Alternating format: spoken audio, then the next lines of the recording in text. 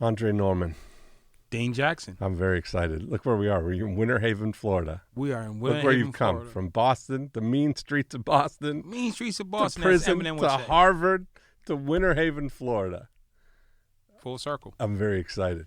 So I wanted to have just a conversation, you and I, about a new concept that I've been kind of playing around with. And I've said to Luba that, you represent to me the embodiment of the idea of imagine if you applied yourself. Imagine if you applied yourself. Because those are the words that have been playing around. I told you that when my mom died, I got the report cards. I got a box of the report cards from elementary school. And the one that summed it up for me was, Dean is able to achieve excellent results with what seems like little effort.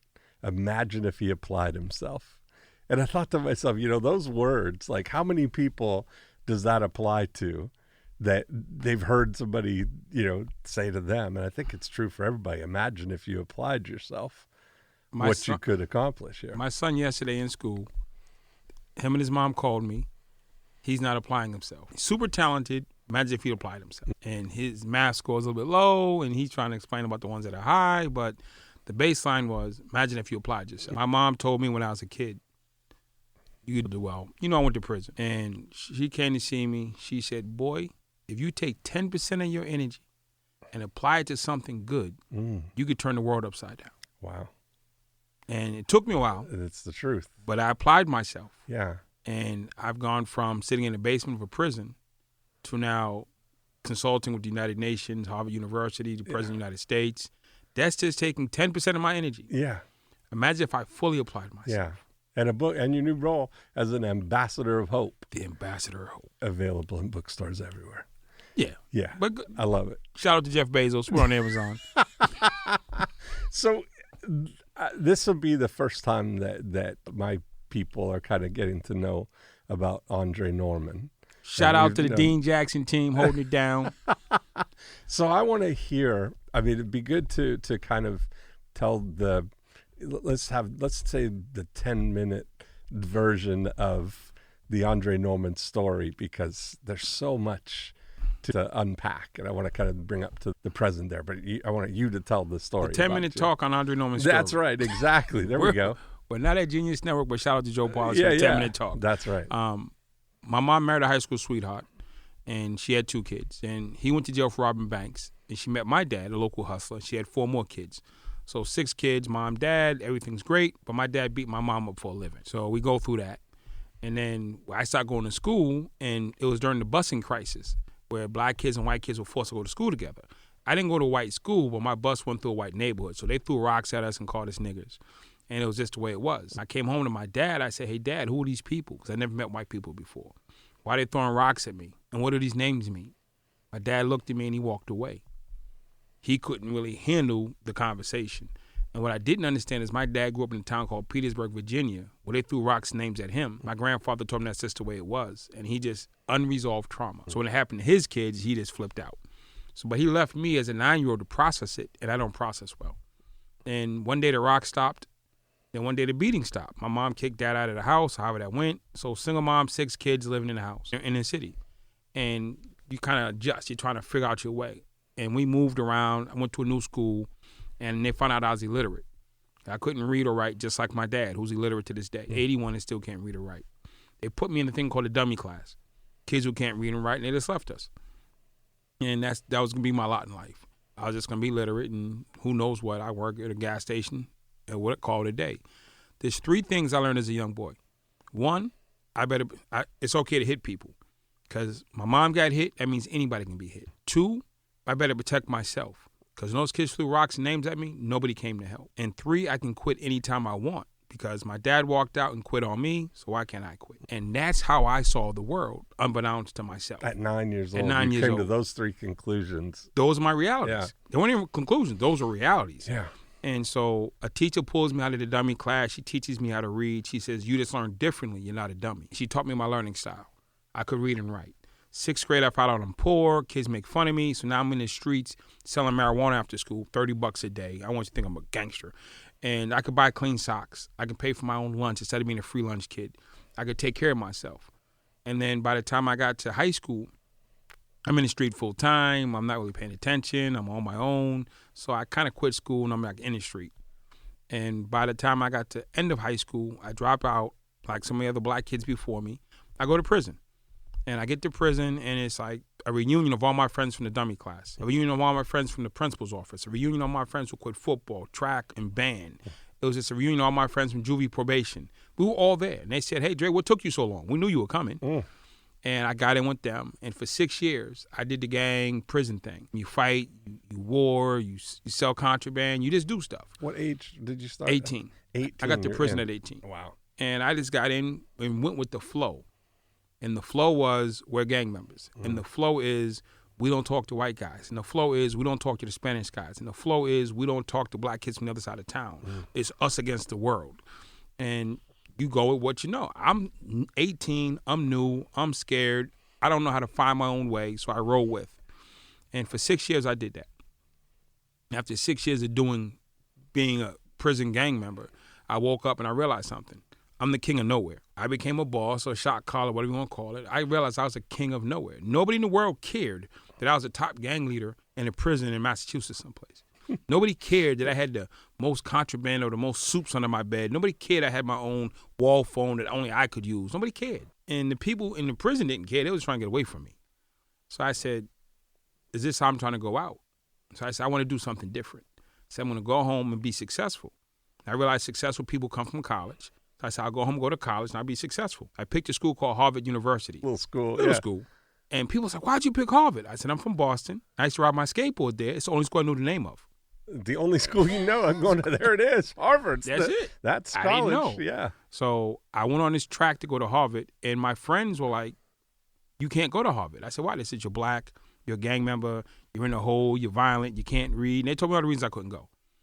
And I was like, I'm going to do it. So I went back, wrote a list of all the things I needed to do. And I looked in the mirror and I said, what's inside of me stopping this dream from happening? I wrote those things down and I worked on them. First, got my GED. Second, I went to anger management because I had a slight anger management problem. Third, I went to college. Fourth, I went to the law library and taught myself the law. I fought my case on appeal instead of fighting on the yard against other people that look like me.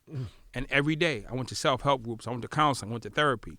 And it took me 8 years to overturn my case, overturn my mindset, and make it out of prison. So I came home after 14 years with a GED and a dream of going to Harvard. And I started working day one.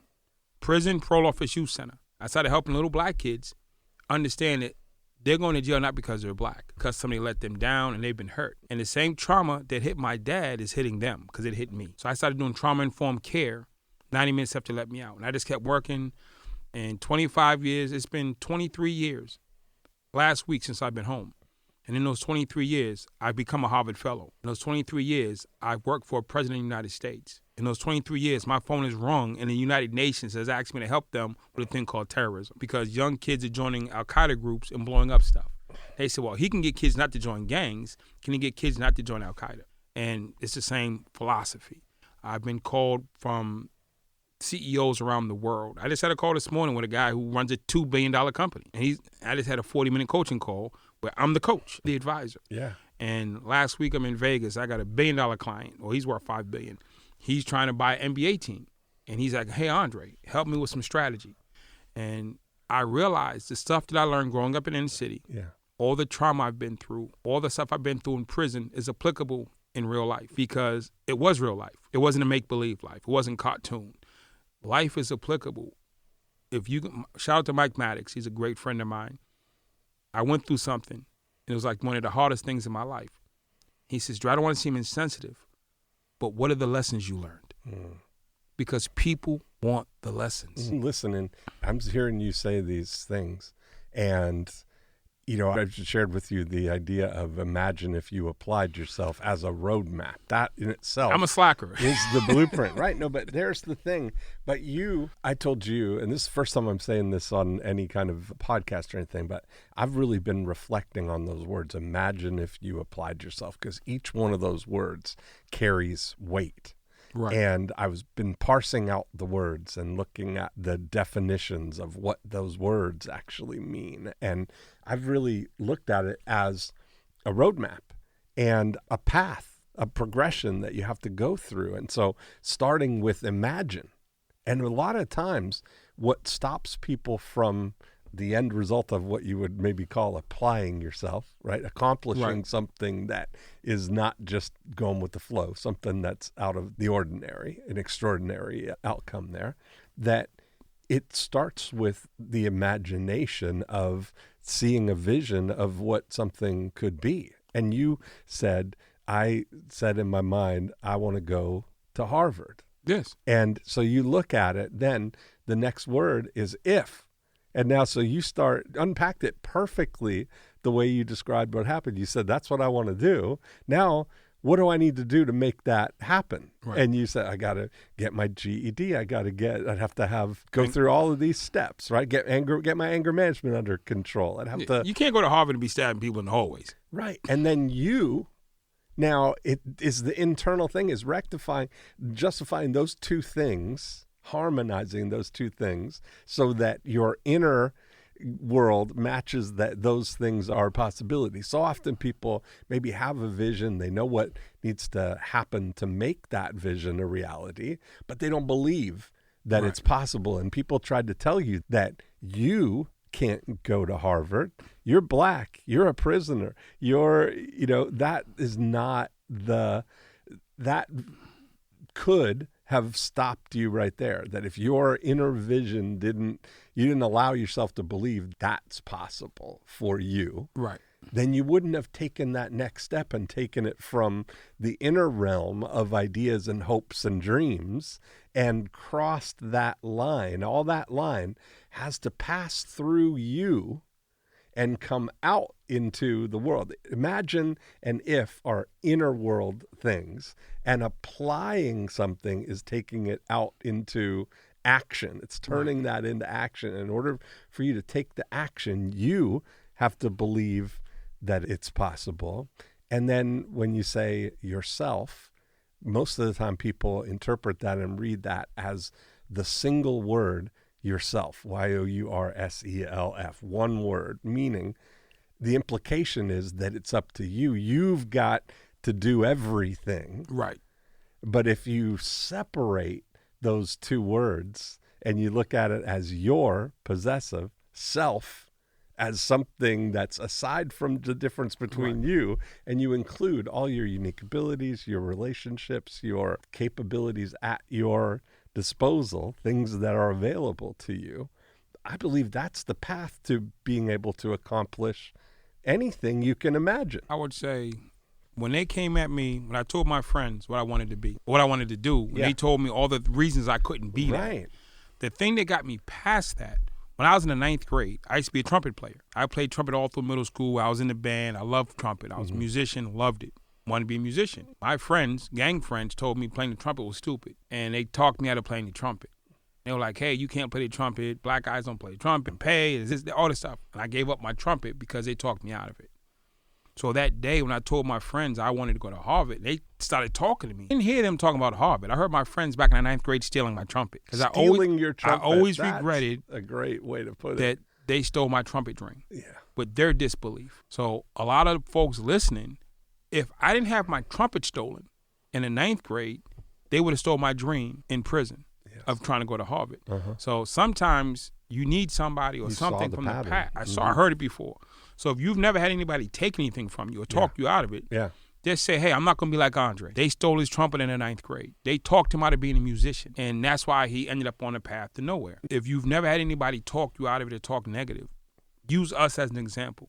Say, hey, man, I know Andre could have been something greater than a prisoner had he stayed with the music, but his friends talked him out of it. And that gave me the platform 10 years later when I wanted to go to Harvard, when I heard those same words. I didn't give in twice. Yes. That's amazing. So looking back at it now, if we kind of overlay this, imagine if you applied yourself, pattern. On top of it, you got yourself in a line. You decided nobody's going to take that away from me. Again. Yeah, again. They're like, they stole my trumpet. I love those words. Trumpet. They stole my trumpet from me. That's powerful. I played the trumpet for 4 years. I love playing the trumpet. Yeah.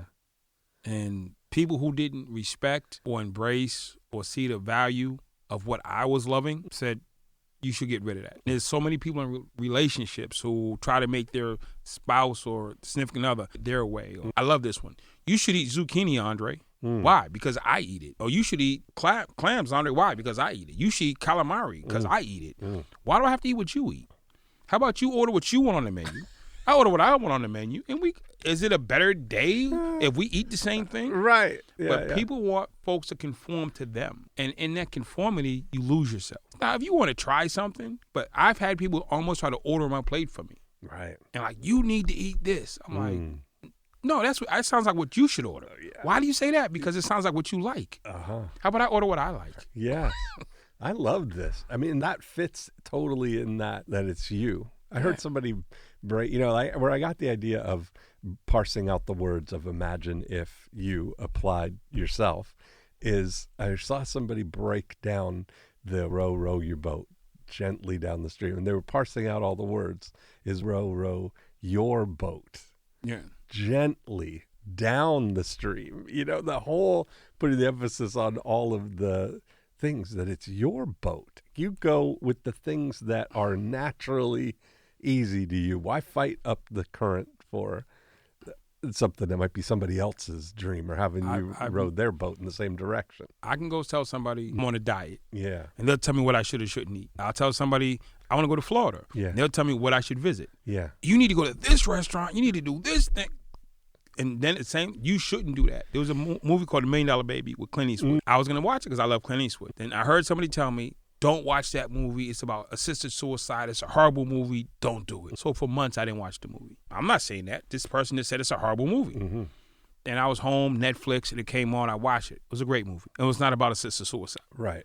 That's just how it ended. That's what they saw, right? Exactly. That's what they saw. I didn't watch a movie for 4 months because of somebody else's viewpoint and your life. So I can't be them. Right. I saw that scene and saw it a certain way. Yeah. They saw it and saw it a different way. Yeah.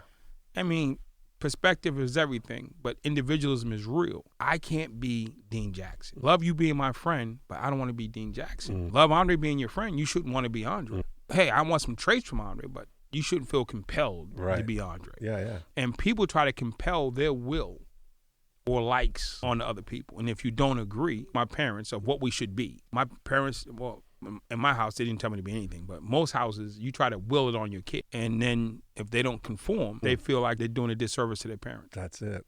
That's so funny. We were talking about that at breakfast, the whole idea. If I call my son right now, what does dad want you to be? My son will say, the best me that I can be. And I stand on difference. That. Yeah. Versus what I used to drive down his throat. You're going to college, get a law degree, business degree, because I think these things will make your life great. But I never said, does my son want to be a lawyer? But lawyers make a lot of money. They're respected. They have access. They have nice houses. So I want the best for my son. And I deduce enough money to buy these things are the best for my son. Would he be happy as a struggling artist? If he spent his whole life playing a guitar in front of Starbucks, and he was extremely happy his whole life? That's all you want for anybody, isn't it? Yeah. Will I be okay with that? Yeah. Not will he be okay with that? Right. Will I be okay with that? Yeah. So it's what do we want versus what do they want? I think that's an interesting thing. You have that inflection. Imagine if you applied yourself, not you're not applying somebody else. It's like I'm applying myself to you. Exactly. Apply yourself to you. You have to let people be them. Yeah. And then they grow. So when you're a guy that has everything I know about you is heavy in the applied area of you're not afraid to get in and get things done, make things happen, and you're taking the fastest path to get something done, realizing, not just theorizing in the but imagine if. You're like, okay, yeah, now let's go do this. I want you to tell the story about the school in St. Louis that you went into, because that is like just the perfect little summary of all of those things in action. Imagine if you applied yourself in this situation and you were able to turn it around. So the city of St. Louis was the highest murder rate in the country, most violent city in America. And there was a school dead in the worst, I hate to say worst part of the city, violent impacted part of the city. And these kids are living in a war zone. And so the school's just having a lot of challenges. So there was a family working there, Dave and Susie Spence, trying to help these kids from their heart. Super nice family, well off, and they just cared. And they were down in 5 years doing the work, and they brought me in to help them. And Susie's like a sister to me. She says, Andre, we want these kids to succeed, so I came in to be helpful. And I went through and I looked at it from my perspective. I walked around the school, and when I walked around prison, I looked for every glitch that allowed me to commit a crime. Every glitch that allowed me to hustle contraband. Every glitch that allowed me to sneak something past the guards. And I'd make a note of every glitch. And I would exploit it. So when I walked around the school, I looked for every glitch that allowed a kid not to learn, reversed it. Every glitch that allowed a kid to opt out of class or to get away from a teacher or to not do X, Y, or Z, and I wrote it down, and I started closing the gaps. One of the scenarios were these kids were scared to go home because you had to walk through gang territory. So they would walk home, they get beat up, they get robbed, stuff would happen to them. They get harassed minimally. So they would go back home, they'd tell the teachers, call the police, because that's what they do. The police would make a report, then they send a cop car out to 5th and Main where the kids got to walk. And the cop cars would post along the route, and the kids could walk. After 4 days, they pull the cop cars, and it's back to normal. They post the cop cars, they can walk. They pull the cop cars, it's back to normal. So I said, okay, the kids were telling me what was happening, so I went and walked the path that they walked. And lo and behold, there was a gang on the corner of 5th and Main that was there. They were doing the robberies and the beatings. I went up and found a gang leader, said, yo, what's up, dude? And we kicked it. Who are you? My name's Dre. I work at the school. Man, I'm just trying to find out what's going on. I got these kids that I'm working with at the school, and I'm trying to get them home, but they keep having problems on this block. Is there any way you can help me? He's like, well, what do you need me to do? I said, I need these kids to be able to get home safe. I said, I know you got to do your business, but these kids aren't really part of your business. It's more like recreation. You're bored, they're coming by, so why not? Yeah. You don't need that little phone or that little watch you took from these. It's just you're bored. Yeah. So we agreed to between 4 and 6, kids got a free pass to get home. Yeah. And the guy told me, you're the first person in the years that we've been standing here that ever came out and talked to me. They'd post a police car out here. Yeah. And then we go away. And then as soon as the police car leave, we come back. He said, you're the first person that came and talked to me like a grown man. And I'm going to respond to you like a grown man. And what you're asking for is reasonable. So I'm going to give it to you. And we shook hands. There was no pressure, do this or else. Right. It's your corner, bro. Yeah. I'm just asking no posturing, no I'm asking a favor. Coming with the police behind you or whatever. Can't dial 911. I'm saying, can you do this favor for me? Yeah. Based on the fact that I'm just trying to help these kids have a better life. Now, if these kids are out here at 7 o'clock at night hanging out, I ain't going to do with that. They're out here cutting school early, I ain't going to do with that. From 4 to 6 is when they come home from school. So, and you know the uniform they wear. He says, hey, 4 to 6, they got to pass. I went back to the school. We made it clear. 4 to 6, keep it pushing. That gives them time to get to school, do some after-school program or whatever. It fit the time. Perfect time. But it's just about looking at the situation and looking at the road bumps and going to talk to those people. Yeah.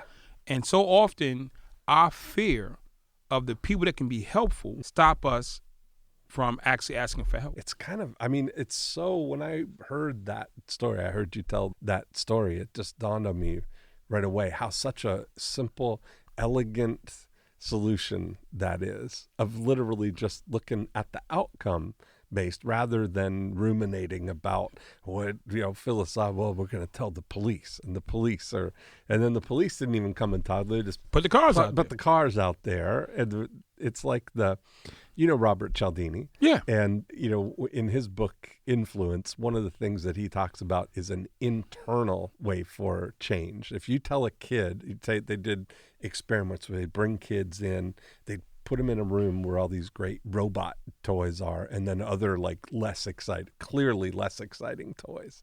And they would say to some kids, almost like, you're not allowed to play with the robots. So don't let me, I don't want to see you playing with the robots.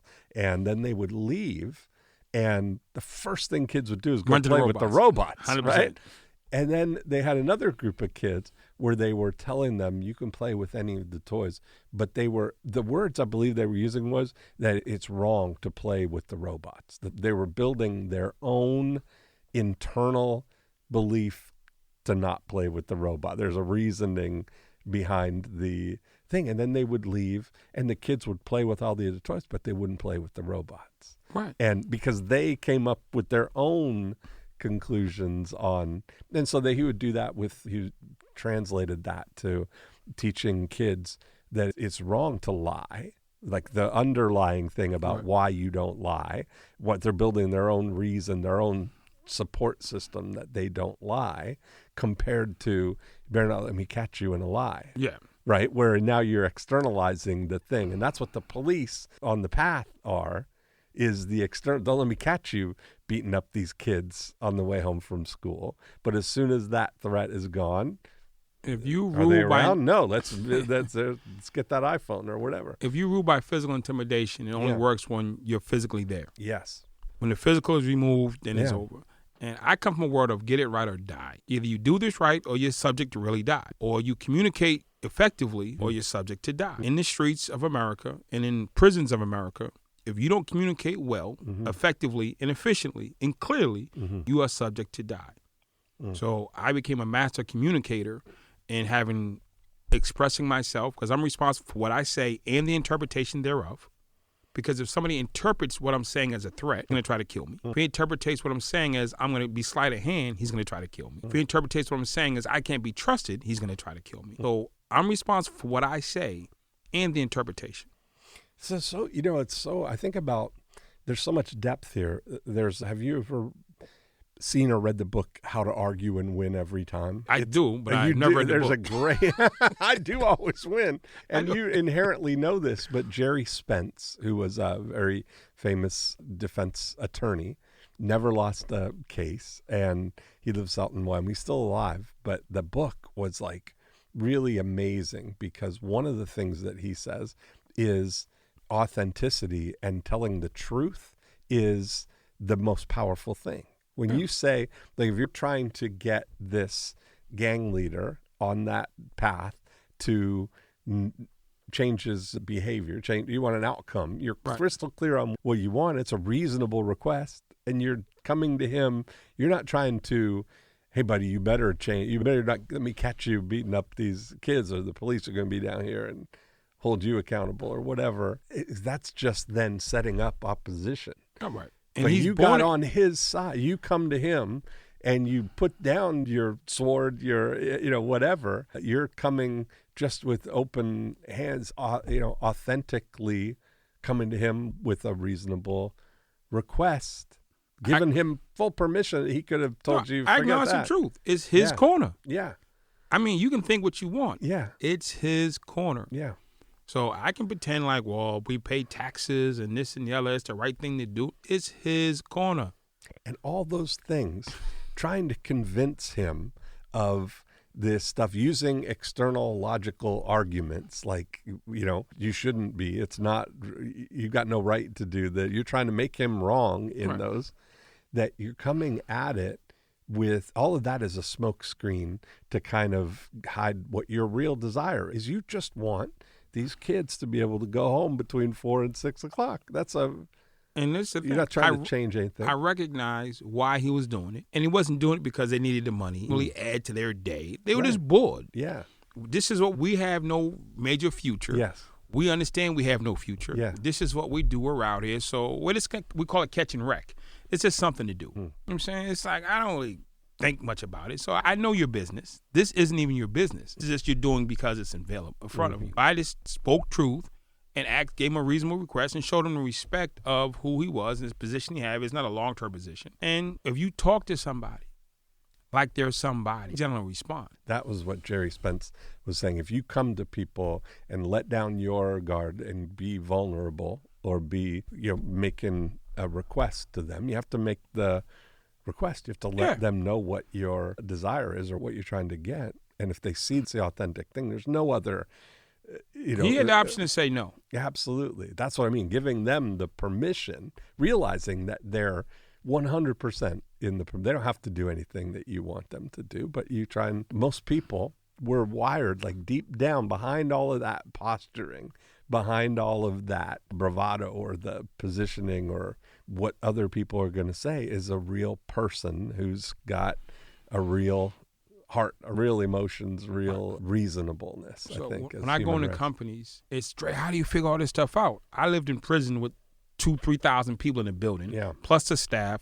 Everybody has issues, stress, drugs, addiction, trauma. I got to work with these people every single day. I live in a building with 3,000 people who were stressed out, minimally stressed out, over the top, some of them never going home. And I had to manage their relationships, manage their personalities to get done what I need to get done. So when I walk into a company and it's like 400 people, I wasn't coming, yes, it's 400 people in the building. And none of them are master killers. None of them are psychopaths. None of them are drug addicts. It's just 400 people. That's nothing. It's a layup. It's not even a challenge. So I go in, I read people because I have to read people to stay alive in my old life. And I used to read people who are masters at hiding their emotions, at hiding their truth, who's really plotting against you, trying to set you up. So when I walk into a business now and there's a C-suite and it's like 20, 30 people or 40, 50 people, even 100 people, none of them have knives. None of them have nobody has a gun. Nobody's got a Nobody got a gun. So, man. And they're not even masters at hiding their thoughts of, they think they are. Yeah. I'm dealing with professionals. Right. 14 years. I was in maximum security prison looking through brick walls. So this is like, come on. And everybody out here has vulnerabilities. See, in prison, you're doing life. You have no vulnerabilities. You're not going home anyway. So I got to convince nothing you. to lose. Yeah, you have nothing to lose. Yeah. I got somebody who has something to lose. Convincing and helping and negotiating with these folks, super easy. It's not even fair. It's not even fair. Well, that's I said to you, like, listen, if you look at the polarity, if you look at, imagine if you applied yourself as a transformational process, right? You're going from, imagine you got something that's just an idea over here, and at the end, it's a transformation that you've made this vision a reality now. Right.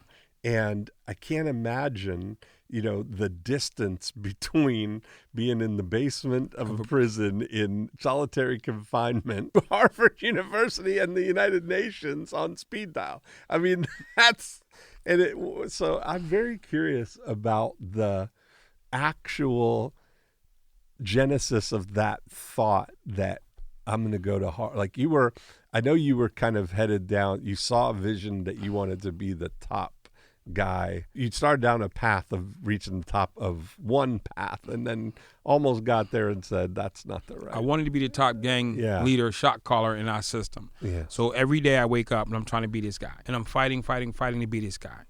And I almost got there. And I had a chance to be that guy.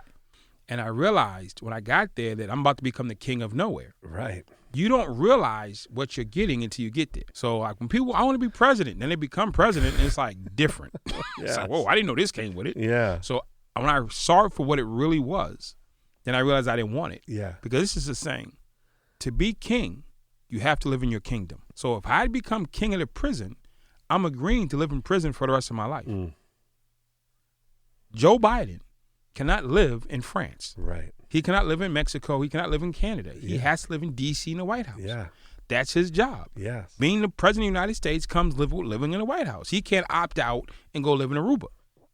You can't do it. The king or the president of this country, you must live in it.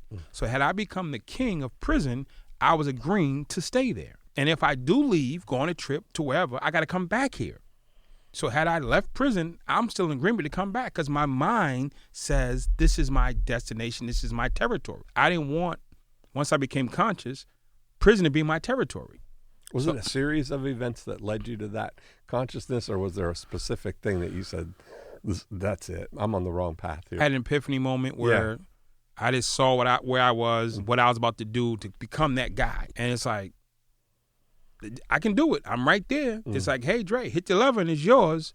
Then I saw, I'm like, wait a minute. I say to you, hey, I'm going to give you this building. Sounds like a great thing to realize that taxes go with it. Remember we watched The Price is Right? Yes. I want to win the car. Somebody said, no, you don't want to win the car. You have to pay taxes on the car. Right. We never knew that the contestant had to pay taxes on everything that they won. Yeah. So you win a $70,000 car, you're paying taxes on that thing. Yeah, right, exactly. The Price Right didn't pay for the taxes. They Right. gave you the car minus the taxes. So I was like, whoa. It changed the dynamics of watching the show. So I had a chance. Taxes not included. I had a chance to become that guy. Then I saw all what came with it. From a distance, she's pretty. She's cool. She's great.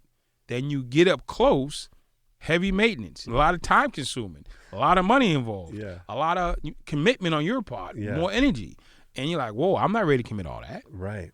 It looked good from down the street, but when you actually got into it and you had to deliver, then you were like, I don't know if I want to do all this. Right. And when I said, I don't want to be this guy. I no longer want to be the king of the prison. So I said, if I can't be a psychopath, what's the point of being in prison? Yes. So I started looking at something else. I said, I want to go home. I want to be free. And I said, I want to be free. It made sense. But I looked around me. Everybody who got free came back. White, black, Spanish, bank robbers, drug dealers. Everybody got free, came back. 70% of people go free, go back to jail. I said, free doesn't work. So I said, what else can I be to not come back? I said, successful. And successful people don't come to prison. Right. So I said, successful people come from college. So you knew, like, I guess you already knew you were at a point where you saw that there was a path to get out, that you weren't in for life. No. So you knew it was going to come to an end, potentially. And I've heard you say about the people in prison that whatever you're doing in being out is not going to change it. If you're smoking drugs in prison, you're going to be smoking drugs when you get out of prison. If you're doing whatever you're doing, they don't sprinkle fairy dust on you on the way out the door. Right, exactly. Wherever you are inside. Yeah. If you're playing cards every day, you're going to play cards every day. Yeah. If you're gambling every day, you're going to gamble every day. If you're drinking inside, you're going to drink outside. If you're doing drugs inside, if you're lying inside, you're going to lie when you get home. Right. So whoever's in the prison cell is going to be who's in your living room. So you saw then this path. Now I need to be, because what you were doing in prison, you didn't want. That's not the path to staying out when you got out. Charged multiple times with attempted murder. Yeah. I've been shipped to 9 different states for starting riots and being incorrigible. I've been on federal planes, and I had them land because we started riots on the plane. I mean, I've been through a lot of violent and out of control stuff in prison, and I don't want to talk about it because it's like people get the wrong interpretation. Responsible for what I say, how people interpret it. So I went through a lot of craziness, self-imposed prison that only made it worse. So I've been bounced around to 9 different states, solitary confinement multiple times, and I had to wake up to realize that I was wasting my life. Once you made that decision, once you came to that epiphany, was then it just like single-minded determination right down the line? You broke it down to, you said, well, first of all, I got to get my GED. So there's nothing, I'm not going to get to Harvard. The path to getting to Harvard requires me to get my GED first. That's the first thing I can work on. Right. It reminds me of, we had Damon John on I Love Marketing, Joe and I, and he had a book, The Power of Broke, where he was talking about what entrepreneurs should focus on is the next doable thing, the affordable next step that you can actually do, as opposed to you've got this vision for the big thing that you're going to run a Super Bowl commercial for your company, but you can't afford a Super Bowl commercial. But what you can do is print up flyers and put them out around town right now. That's the thing. You start and you level up. You get onto what you can actually do. So did you actually physically make a checklist, or you just make this list I wrote in it your down. mind? No, Yeah. I went in my cell. Once I came, I said, I want to be free. Free doesn't work. So often I said, I want to be free, and people start working on free. They spend 2-3 years working on free, then I realize free doesn't work. So I sat down and I problem solved, okay, what is free? Free is, and for prison, free is the parking lot. So why isn't free working for people? Everybody wants to be free, but why is it not working? People plan to get free, and that's it. Free is the parking lot. So once you hit the parking lot, you've achieved freedom. What do you do next? We didn't plan for that. Right. We only plan to get to the parking lot. Yeah. That's why so many people get divorced. You plan to get married, you plan the wedding, you plan the house, but you don't plan the relationship part. Right. You don't plan the day-to-day living part. Yeah. You just saw the big picture, not the nuances, the details. So I said, free is the parking lot. Yes. I don't want to be stuck in a parking lot, so what do I want to be? So I want to not come back here. I said, well, who doesn't come here? Successful people. Well, where do successful people come from?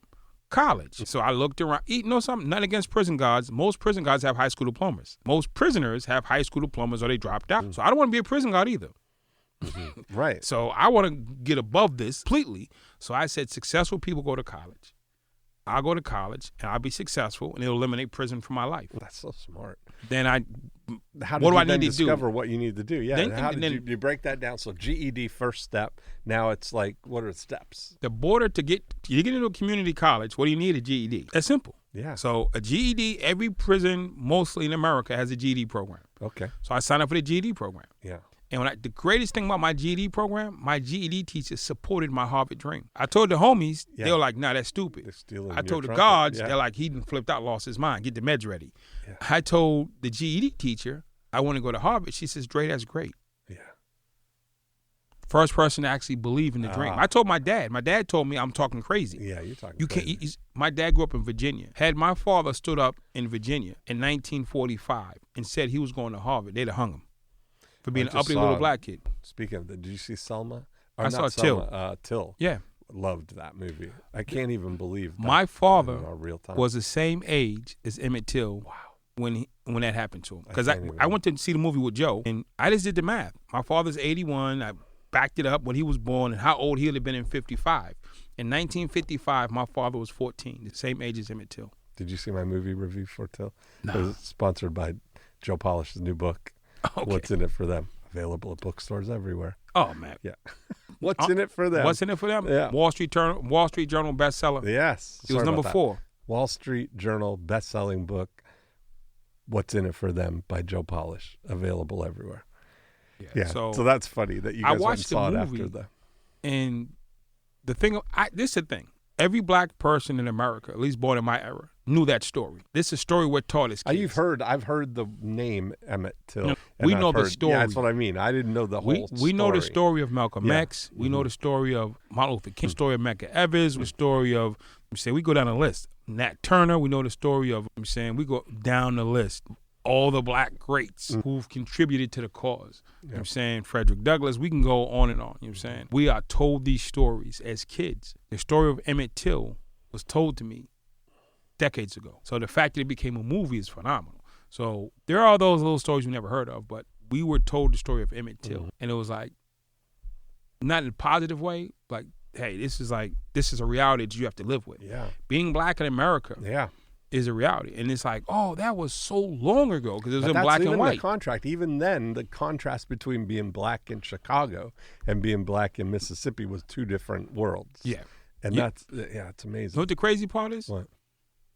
As bad as Mississippi was and is in race relation, you're actually safer being a 15-year-old black kid living in Mississippi now than you are living in Chicago. Yeah, now apparently. Yeah. Today, 2022, yeah. 15-year-old black kid is safer in Mississippi than he is in Chicago. That's wild. So where, on the track about Harvard, so the GED, how long did it take you to get your GED? Probably like 8 months to a year. 8 months to a year. The first thing, just head down, studying, I doing started those the things, next day. Stop. The crazy part is I signed up for I'm in solitary confinement. I'm in the maximum security solitary. Yeah. And they had a GED. I signed up for GED. And the lady came down and they took me out of my cell and they took me in a cell with me and her and I started my GED class. And the guards told the lady, the teacher, don't teach him. He's a gang member. Don't teach him. He's violent. Don't teach him. He's the worst of the worst. And the lady said, if he signed up, I'm going to teach him. All right. And they told her, well, I hope he kills you in there. Wow. Can you imagine? Because like everybody at every turn trying to steal your trumpet.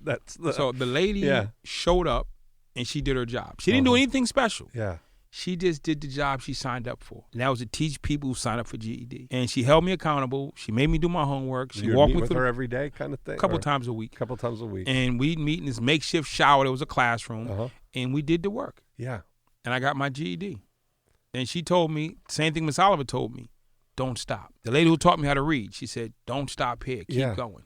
So when did Harvard hear about your opportunity, your desire to come to Harvard? How did this, where do you meet and I know that it's interesting because it wouldn't have been the same reception. You can't start from where you are and then just say, I'm going to bypass the path. No. I'm going to go straight to Harvard and say, Harvard, let me in. Wow. They would look at you crazy. But when you show the path to get there. So you got the GED. I got the GED. In community college? No, I'm still in prison. Okay. I got the GED. Yeah. I started going to anger management because I realized I'm technically eligible with a GED to go to Harvard, even though I don't have the GPA, but I'm technically eligible. It's a long shot, but I'm eligible. But if I manage to get to campus today, am I ready to be on campus at Harvard? Right. No, because I still have anger issues. I stab people, I fight, and I do all this other stuff. That person, GED or not, won't last long at Harvard. How do I get longevity? I have to fix the person who I'm setting. So I started working on my anger management stuff. I started working on my attitude and how I saw and viewed things and how I responded to things. I can't be around these Harvard kids and act like I'm in a penitentiary. Yeah. So I can't punch people in the face and threaten them. So I had to learn how to comport myself. So anger management for years. Then I realized, okay, Andre, you're doing a lot of time. You have this dream, have this goal, but you have a lot of time. So I went to the law library and I taught myself the law. And I reversed my case on appeal. Oh, wow. Commonwealth of Massachusetts versus Omni Norman. I'm in the law books. Wow. So we reversed the case on appeal. Yeah. And then it took time off my sentence. So for 8 years, every day, GED, I took a college class, Western Civ, and a math class, and I just kept working. When I finally got out, it's still in the back of my mind. Nobody knows that this is what I want. When I came home, like 5 months after I got home, I got a job. And the first job I landed into, the entire staff, guess where they went to? Harvard. They were all from Harvard. Okay. Wow. There was a Christian student group at Harvard University that when they graduated, they went to the inner city and started an outreach center. Okay. They wanted to help the poor people with their great gifts. So they had this outreach center that's been there for like 4 or 5 years. I came out and I ended up at that same outreach center. Okay. And they love me. Yeah. They're like, oh, this is the guy. Yeah. And so I'm with the Harvard people like 5 months out. Yeah. And then my boss at the time would go to Harvard all the time. They're all Harvard grads. Yeah. So he took me with him one time. So I'm in Henry Louis Gates' office, the Dean of African American Studies at Harvard. It is the #1 position for black professors on the planet. There's no higher place you can work as a black professor than to be the dean or the student, or whatever. It's like the chairman of Black American Studies at Harvard University. Yeah, right. That's it. Doesn't go above that. Yeah. There's nothing above that unless you become president of the United States. In academia, that's it. And I'm sitting in this man's office because I'm who I'm working with. Yeah. I'm around him, around Cornel West, Dr. Ogletree. I'm just sitting there shutting up and listening. But I'm in Harvard. I'm in Harvard with my job. Then my friends are like, yo, Dre, what's up? Man, I'm at Harvard. And they're inviting me.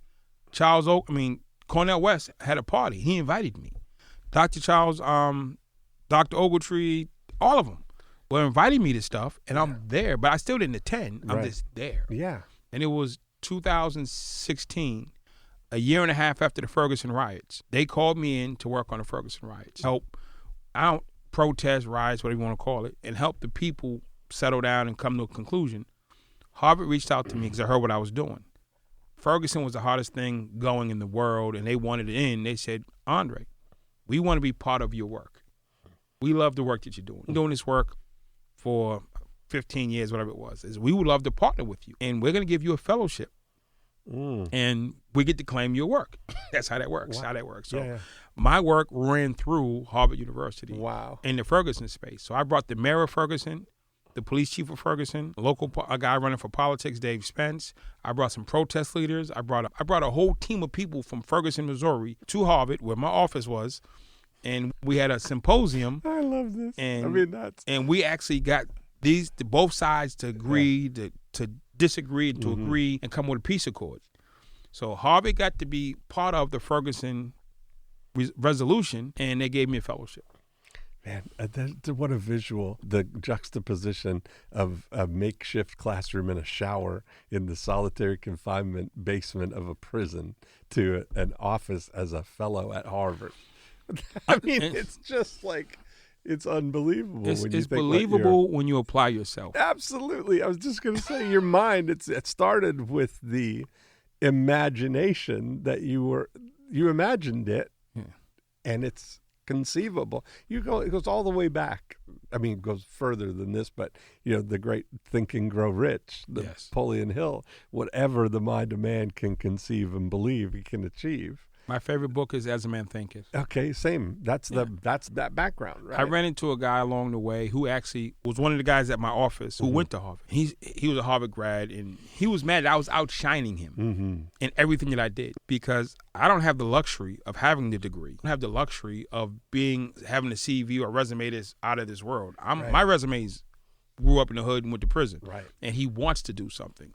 So I was working 10 times harder than everybody. Doing something. And this guy said he has Harvard envy. I went up to him. I said, no, I got Harvard aspirations, brother. Get it right. I don't have envy. I have aspirations. That's great. He tried to frame me like, because he's talking, and what he didn't know was the lady he was talking to, who was also a Harvard grad, was soon going to be my wife. So she was on my side. Oh, okay. But the long story short was, he said, he has Harvard envy. That's how he described me. And I went to him, I said, man, listen, stop hating. You desire what you desire. I desire what I desire. They don't have to be the same. Yes. Don't pick my lunch. I won't pick your lunch. I'm not eating that tuna. Yeah. So it's the steak was good, by the way. Yeah. So oftentimes we get so caught up with what other people think And that derails us. I don't want to disappoint my friends. I don't look like I'm showing off. Man, listen, I'm living my life. But that's that core. That's that thing. That's why I think having you at the absolute center, imagine if you at the center of all of this applied yourself. I wish I'd applied myself sooner. Yeah. Well, now you've got a pattern, though. That's something that, and it's in short-term things. It's not just in things that take long-term. I mean, you can go through that pattern very quickly. I would say that you did that with the kids on the path, with the gangs. That all happened. That all resolved itself very quickly. That was about an hour and a half. That's my vision. I want them to go there. What would have to happen? Well, let's go see who's in charge here. What's stopping this from happening? What's stopping this from I'm going to go do it. Talk to the guy. Apply it. Apply yourself, your vision here. What's going on? Your skills of being who you are, being from his world. Yeah. Talking to him as a peer, not as you're not afraid of him, and you're not trying to be above him. You're coming to him man to man. Imagine all the people you see as roadblocks. You can make them supporters. How do you do? So you now in your work, this is kind of the thing that you do when you're doing interventions with people, or you're kind of without even essentially, it's probably what you're doing now. It's helping. You start with where they are, helping them get a bigger picture, an imagination of what they could. You want as they say, the secret sauce? Yeah, tell me. This only because it's you, D. Okay. I've never said this anywhere. I love this. Anywhere. This is an exclusive. Revealed, yes. Only for Dean Jackson. Okay. I was in solitary confinement for 2.5 years. Yes. While I was in there, I'm watching people go crazy. Yeah. Because you're not designed to sit in the cell for 24 hours a day, 7 days a week for 3, 4, 5 years. Yeah. You start looking at that gray wall and start flipping out. So we're on a tier, there's 15 of us. And this I'm in 15, the guy's in 1 all the way down. The guy in cell 1, solid, tough guy, and next you know, he's smearing feces on himself and he's hollering at the moon. Okay, then the next guy, he's lighting stuff on fire. Okay, a couple months later, the next guy, he's cutting his arms and he's cutting himself up. I'm like, okay. The next, it's just weird stuff happening. People are flipping out. I'm like, oh my God, people are losing their mind down here. This is a torture. Even though you're in solitary, you still got 15. There's 15 of us on the range. Yeah. There's a row of cells, and there's 15 of us. And you can't see anybody. I can't They're see all them, going but the we're same all way. lined up. Yeah. But I know we'll talk to each other when we'll just yell out, hey, what's up, Dean? I can't see, but you can hear me. So I can yell down the hall to you. You can yell down the hall to me. But this is day in, month out, year in, year out. And then after like a year and a half, you start cracking. And you start hearing voices. And you start yelling at the moon. And you start doing stuff. And it was like this pattern you've seen with really smart, solid people. After so many months in this cell by yourself, 24 hours a day, you start to lose your mental. And I just started watching people go crazy. So I said, oh my God, am I next? He's been there for 8 months. He's been there for 8 months. And they started going crazy at the 10th month mark. I've been there for 4 months. My time's coming. So I said, what can I do not to go crazy? I got a newspaper. And I read the newspaper and then throw it on the bed. I get my paper once a month. So I went, long story short, I used to go through the newspaper and solve the problems in the newspaper as a way to keep my mind active. Oh, wow. So Russia is fighting Ukraine. What would I do if I was the Ukraine president? What would I do if I was a Ukrainian soldier? What would I do if I was a Ukrainian citizen? What would I do if I was the neighboring country to Ukraine, to the north or to the south? What would I do if I was a Russian soldier? What would I do if I was a Russian? What would I do if I was America? What would I do if I was a UN? I would solve the problem from 20 different vantage points. There's a homelessness problem in Winter Haven. What would I do if I was a mayor? What would I do if I was a business? What would I do if I was a citizen? What would I do if I was a fire department? And I would solve the problem from 20 vantage points. In your mind. In my mind. In your imagination. I would sit there and I would come up with, if I was this person, how would I solve that? In every scenario you can think of, there's this happened, that happened. I would sound, now how would I solve it if I was a business owner, if I was a family member? Yeah. There's drugs at school X. Okay, what would I do if I was a drug dealer? What would I do if I was a mom? What would I do if I was a teacher, if I was a principal, if I was a guidance counselor, if I was a local cop? And that's what I did to keep my mind active. I would just sit there all day and solve the problems in the newspaper from 20 different vantage points. That's amazing. I did it for 2.5 years. Yeah. So when I walk out, you're a problem solver. I'm a problem solver. Skilled, highly trained. When I walk into a room and you say, Dre, this is a problem, I can see it from the mail clerk, from the front desk security, from the CEO, CFO, from the middle managers, from the client, from the competitor. I'm looking at it from all angles. Wow. And I did that for like 2+ years. Yeah. Just how do you solve this? Yeah. And every month you get a set of problems. I get a new set of problems. Yeah. And I just read the paper and I just go page to page. Yeah. There was sports problems. There was politics problems. Yeah. This guy ran. How could he? Okay, this guy ran for governor and he lost. Yeah. What could he have done? He lost by 3 percentage points. Yeah. And what could he have done differently? How would I have fixed that? Yes. How would I run his campaign to make him win? Yeah. And what would I have done differently? The guy that won, how do I create a bigger margin? Yeah. And I would just sit there and everything in the paper.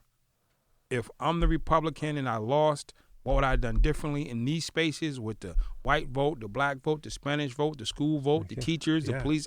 What would I say to these different people? This is fascinating. And that's what I did. Yeah. And if I'm the Democrat who lost, what would I have done differently? What would I bridge the gap? Where's the soft points? Where can I stow votes from the other side? Where can I win some votes from the other side? Where could I show up my team? And I would just sit there. And that was literally, I'm sitting in a cell with a state blanket, state mattress, and a toilet, and a newspaper. And How comfortable was that mattress, by the way? Not very. Not like the one at your house. Not like the one at my house. That's right. We stayed hosted by Dean Jackson. I'm saying he has the most comfortable mattress on the planet. It really is. We should do a commercial for them. We should do a commercial. I'm actually I'm debating I actually buy the mattress and bring it home. Oh yeah, no, it's a Tempur-Pedic, the Dream mattress. It's about $7,000. It's worth it. You got that kind of money. You're I worth can afford it. You're worth it. So I mean, that's what I did for 2.5 years. Yeah. I just sat. Wasn't solve a problem. It was solve the problem from 20 vantage points. So now when I walk into a room, I'm open-minded. Can you give me an example of like how you've applied that in, recently, of just a situation, how you practically apply what you spent those 2 years. Okay. There was a Republican candidate running for governor. Yeah. And I met with them.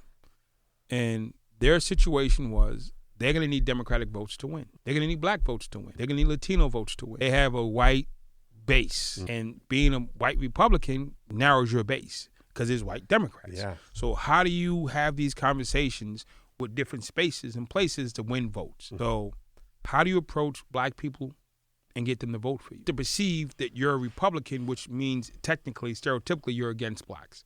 You're against the poor, against this. You're against, so if you're not a business owner, typically you're not going to go Republican. How do you help them have those conversations with these different groups and still maintain your base? And then what does those conversations look like? What are the issues that matter to them? And how do you do it in a way where you don't give up who you are, but you can actually connect? You find that middle ground. Yeah. Or enough ground. It doesn't have to be 50-50. Right. But enough that they say, okay, I see some leverage with you. Yeah.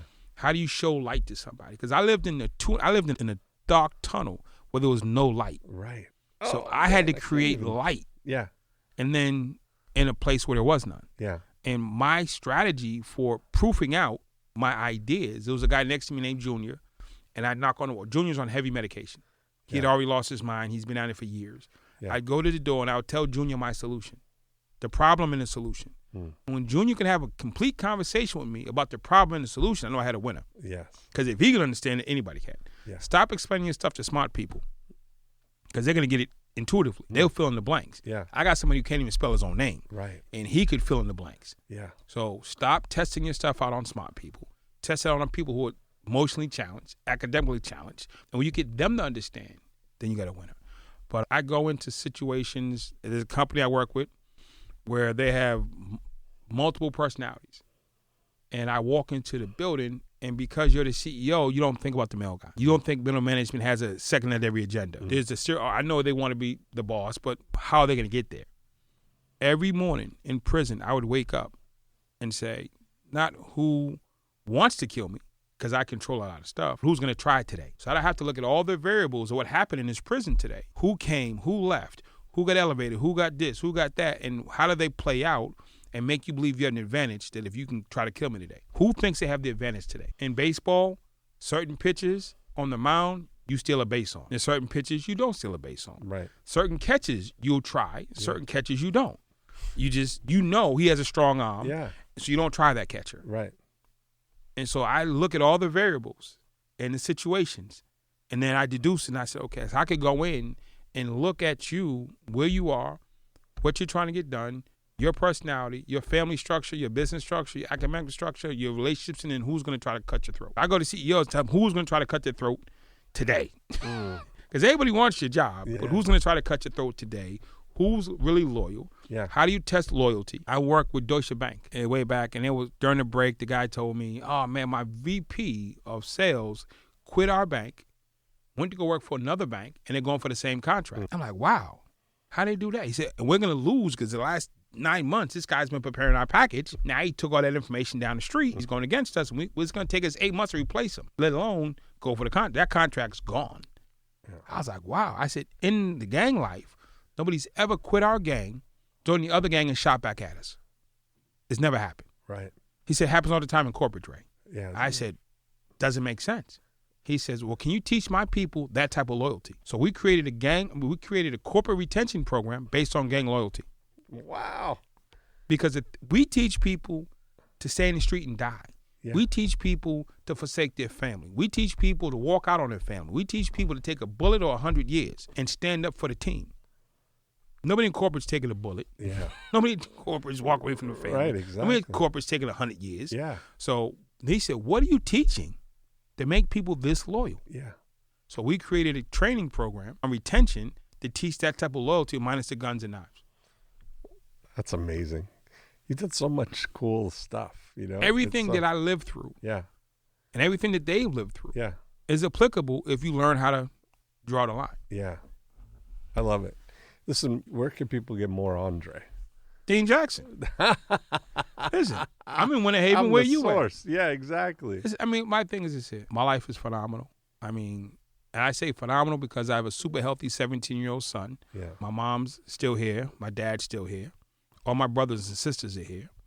All of my cousins except one are still here. I have no complaints. My biggest issue is my weight. And you used to say to me, Dre, what are we gonna do about your weight? It was like 2 years ago we were in Amsterdam together. We were in Amsterdam. And you got on me about my weight. I said, okay. And I went from 300 pounds to 250. I know. And I have a pathway to 220. Yeah. So that'd be you imagined it. I imagined it with your help. And I gotta get you to imagine it. That's exactly. you got me to imagine it. I can imagine it, and I know if it's the applying yourself is the thing. That's what you've been able to do. So I think of all the people who said, "Hey, Dean, I need you to get healthy. I need you to do this." I believe not just because of being selfish. My conversation with you was different than everybody else. Yeah. Because we sat in the room when I was heavier than you. Yeah. And you came up with a plan for Dre, and we were saying. And now to see me actually down 50, has to say, wow, it's doable. Yeah. Versus people in theory. You're down 50. I'm up 20 probably from that conversation. I love the skinny people tell me you should lose weight. Yeah, exactly. Enough of the skinny people telling me to lose weight. I love it. So to have somebody standing next to me be the same weight and actually see it get done is different. Yeah. So I'm proud of you. Yeah. This is good. Well, how do they find me? Yeah. Dean Jackson. Perfect. Get Andre's book first off. Oh, okay. Yeah. Ambassador of Hope on Amazon, available right now. Amazing stories. Amazing. If they can't afford $13, reach out to me. If they can't afford $13, okay. See, I say this for all people. If you can't afford $13, let us know. We'll sponsor you. There you go. Okay. We'll sponsor you a book. I love that. Andre's Free Book. I bought the domain name because Joe made me. Made you buy andresfreebook.com. So I'm going to set up. If we get enough requests, I don't have money, Dean. I will set up Andre's Free Book, and you just pay for shipping because I don't care about the $13. That's it, man. I've enjoyed this conversation. I was glad we were able to pull this off. And it's literally, I called Andre. We were talking. Was it Monday night? Monday. Monday night. You called me. I was like, Dean called. I called you back. I'm there. I'm coming. Yeah. Oh, my man. Dean. I can't. I moved some stuff around to do it. I'm there. I'm there. I love it. So thank you. Can we leave with something? That we got. Yeah, of course. When I got out, I was sitting in solitary with the concept to get to Harvard. And it was forward thinking. And I did the thing and did the reverse analogy and everything else. And I walked the path and I got there and beyond. Now, what do? I made it to Harvard. Most people reach their goals and they fall off. So I want to get to 220. I get to 220. I start eating bad. I go back up to 300. I want to get X. I get X. And then you get bored. I want that car. You get it. And then you get bored. I said, I'm going to die at some point. And I've been around enough graveyards to know that they write like 2 or 3 things on your gravestone. It's going to say Henry Norman, 1967 to 2099, and a dash, and it's going to say 3 things. I said, well, who's going to write the 3 things on my gravestone? I love my son, but I do not trust you. I'm saying directly to him, I do not trust you, Brooks, to write the 3 things on my gravestone. Because he's going to write it from his perspective. And not saying he's not a trustworthy son, but it's not going to be mine. This is my final statement to the world. It's going to say, Henry Norman, number 1, Harvard Fellow, because I did that. And that's important to me. Second, it's going to say, honorable son. I've done things for my parents other than just show up for Christmas. So, honorable son. And the third, it's going to say, impacted mass incarceration, because I'm doing that. And so I have my 3 things. I've achieved the first 2, and I'm working on the third. So now my life is like, how do I do this? I'm doing it in reverse. I've set the goal, and I'm walking to it. So when you see me, Andre does prison work all across the world. I've been in prison in Bahamas. I've been in prison in Sweden, been in prisons in America, in Honduras. I go to prison all over the world. I work with people who are in prisons. And I've expanded that to be not just penitentiaries, but it's addiction. With Joe Polish, addiction is a prison. People are locked in their addictions. And people are locked in drug addiction, sex addiction, this addiction, that addiction. I started helping people with addictions. Then prison, penitentiary mindsets. You have this wonderful, it's crazy. I've met so many super rich people who are locked in this life that they can't escape. Yeah. They hate, I'm saying to myself, how do you have like $100 million and you hate your life? Yeah. And it's possible. Yeah. Michael Jackson. Yeah, exactly. Had to drug himself to go to sleep. I say that. Prince had to drug himself to go to sleep.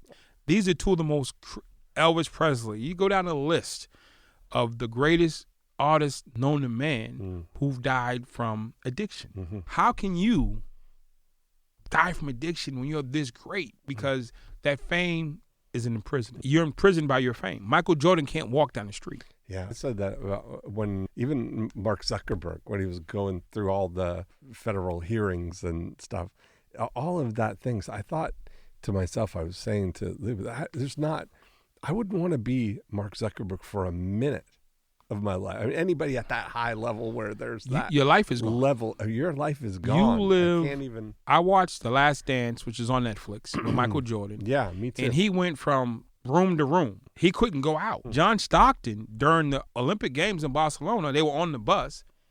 6'2" white guy, looks like everybody else. He jumped off the bus and he walked. And nobody knew who he was. Yeah. Michael Jordan can't do that. Yeah. Prince couldn't do that. Right. Elvis couldn't do that. I'm saying people can't do that. And you're trapped. It looks like you're moving around, but you're moving around in a bubble. And if you're a former president, you move in a bubble.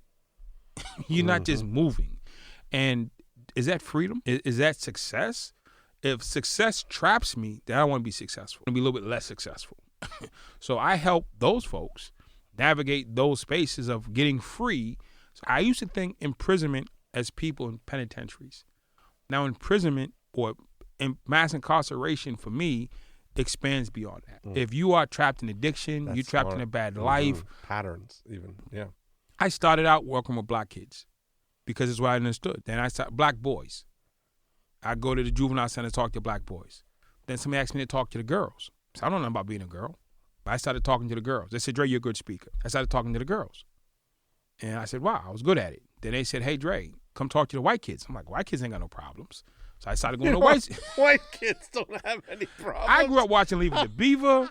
I grew up watching the Brady Bunch and the Partridge Family. They had no problems. Oh, that's the best. I watched 90210 when I was in prison. Those kids had no problems. They got no problems. And that didn't get fixed in a half hour. Right. So Sanford and Son, junkyard. Jefferson's, you know what I'm saying? Come on, we had problems. You living in a junkyard, you got an all-day problem. Fat Albert, we lived in a junkyard. So there's no cartoons of white kids that lived in a junkyard. So I just didn't see, I believe what I saw on TV about white people. Like what they see about us, they believe. So the baseline was, I went to a white school. They drink, they smoke, they have sex, they got bullies. Yeah. I'm like, wow, white kids got it bad too. Yeah. They just do it in a nicer house. So I said, I help people. I used to help black kids. Now if you say, it's been years, I help people. When I see people coming from prison, Dre, I want to be like, you want to be a speaker. I want to help the kids in the hood. I want to help. Do you help black kids or do you help kids? Do you help black folks or you help? I'm pro-black. Don't ever get it twisted. My mother will shout out in a minute. That's my boy and I'm all day in. But I help people. And I have no problem saying that. I didn't say that once upon a time, but I've grown from where I felt comfortable to where I could be most impactful. Yeah. So you might be comfortable in seeing it narrowly, but then at some point you can grow out. And if I can help this one niche, then I went from helping gang members not join gangs to helping kids not join terrorist groups. I didn't see the correlation, but the UN did. They expanded me from being a local gang activist. God did. Shout out to Khaled. So what are the three things, the closing, what are the three things your people are going to put on their tombstone? What do you want to be known for? I guarantee you it better not be a car or a house. Right, exactly. It better not be a promotion. Yeah. What are the three things that you want to be known for? Then when I see you, does your life reflect that? I love that. That's what it's going to start with, that imagination. Imagine. You can't apply yourself if you don't imagine. Every day, I apply myself, but I'm cool to accountability. Yeah. So that's what Keith Cunningham said. Shout out to Keith. Accountability is everything. Yeah. So my tombstone ledger is what you can hold me accountable to. Yeah. So am I lining up with what I'm saying on my tombstone?